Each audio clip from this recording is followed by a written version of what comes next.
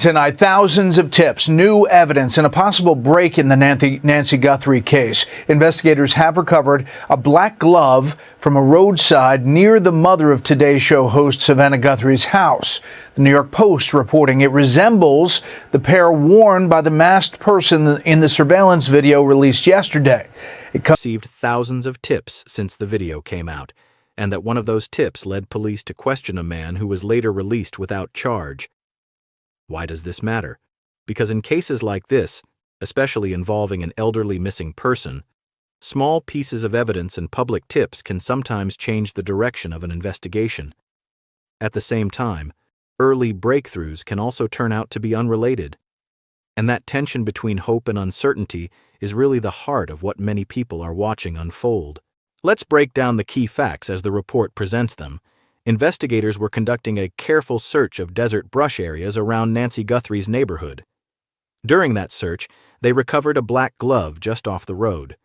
The report emphasizes the word may, meaning authorities have not confirmed it is connected, only that it appears similar to what the masked individual was wearing in the video.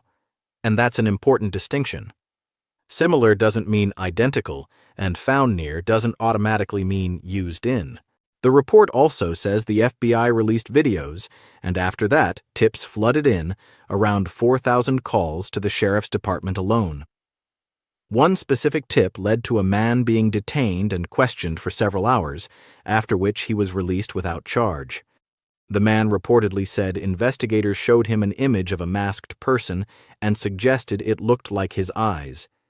That detail stands out, because it shows how uncertain identification can be when a person's face is covered. Eyes can look similar across many people, especially in grainy or limited footage. Another part of the report focuses on what it describes as a potential route between Nancy Guthrie's home and her daughter Annie Guthrie's home. The report states that Annie Guthrie shares her home with her husband, Tommaso Cioni, and that he is believed to be the last family member to see Nancy when he dropped her off at her home on the evening of January 31st, just hours before the masked person appeared on the doorbell camera around the time she disappeared.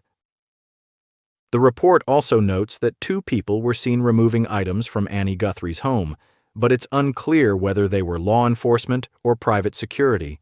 Now, stepping back from the facts, what might an average neutral person think or feel hearing this? A lot of people would probably feel two things at once: cautious hope and growing unease. Hope, because any recovered item, like a glove, could potentially help. Unease, because the report itself repeatedly points out uncertainty. The glove may be relevant. The people moving items may or may not be law enforcement, and the investigation seems to be dealing with a flood of information that might include both helpful leads and dead ends. There are also multiple ways people might interpret the glove discovery. One viewpoint is optimistic. If the glove matches the one in the surveillance footage and contains usable evidence, it could narrow the search or confirm a suspect's presence near the scene. Another viewpoint is more cautious. Black gloves are common, and investigators themselves may wear similar protective gloves during searches. If that's the case, the glove could be unrelated, or even accidentally introduced into the area. Neither perspective is unreasonable, and both point to why investigators tend to move carefully and avoid making definitive claims too early. The same kind of balance applies to the questioned man. Some people may see it as proof that tips are working and that police are pursuing leads quickly.